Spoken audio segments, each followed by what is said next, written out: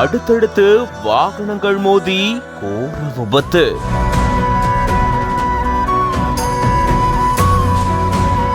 பெற்றோர் கண் முன்னாடியே 9 வயது சிறுமி உயிரிழந்த சோக சம்பவம். சென்னை பெங்களூரு தேசிய நெடுஞ்சாலையில நடந்த பயங்கர விபத்து பரபரப்பை ஏற்படுத்தியிருக்கு.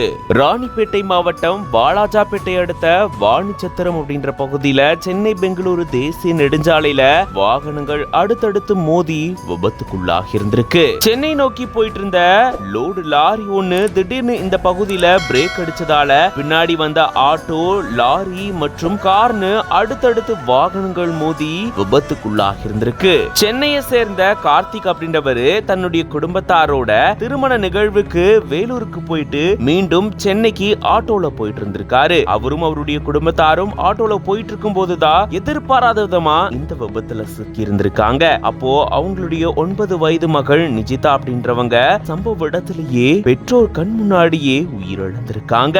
மேலும் 5 பேர் படுகாயம் அடைஞ்ச நிலையில அவங்கள மீட்டு வாலாஜாப்பேட்டை அரசு மாவட்ட தலைமை மருத்துவமனையில சிகிச்சைக்காக சேர்த்திருந்திருக்காங்க. உயிரிழந்த தங்களுடைய மகளை பார்த்து கண்ணீர் விட்டு பெற்றோர் அழுத காட்சி காண்போர கண் கலங்க வச்சிருக்கு. திருமண நிகழ்வுக்கு போயிட்டு வீடு திரும்பும் போது இப்படி ஒரு சோக சம்பவம் ஏற்பட்டிருக்கு.